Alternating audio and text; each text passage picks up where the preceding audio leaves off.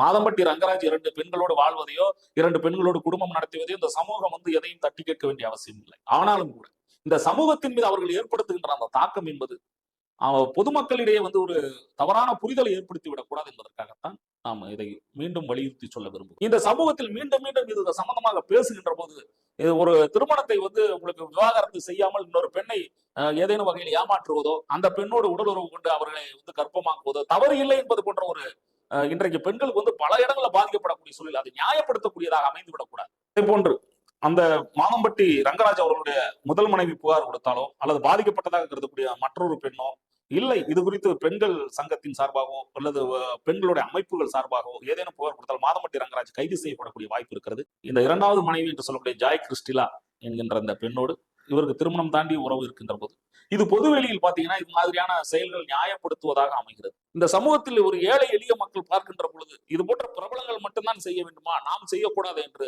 அந்த முறை தவறிய வாழ்க்கை முறைக்கு போய்விடக்கூடாது என்பதையும் நாம் கவனமாக பார்க்க வேண்டியிருக்கிறது. தொலைக்காட்சி பிரபலமாக இருக்கக்கூடியவராகவும் பொதுவெளியில் அறிமுகம் செய்யப்பட்ட நபராக இருப்பதாகவும் அவருடைய வாழ்க்கை குறித்த பல செய்திகளை இந்த சமூகம் தொடர்ச்சியாக கண்காணித்து வருகிறது. மாதம்பட்டி ரங்கராஜ் என்பவர் தன்னுடைய பொருளாதார ரீதியாக ஒரு தன்னிறைவு அடைந்தவர், தன்னுடைய பணம் மற்றும் தன்னுடைய செல்வாக்கு காரணமாக எதை வேண்டுமானாலும் செய்யலாம் என்று துணிந்து விட்டால் இது போன்று மற்ற அனைவரும் கிளம்பிட்டு அந்த பிரச்சனை பாத்தீங்கன்னா பொதுவெளியில் என்ன பேச முடியும், பொதுமக்கள்கிட்ட நீங்க எந்த கருத்தை சொல்லிவிட முடியும்?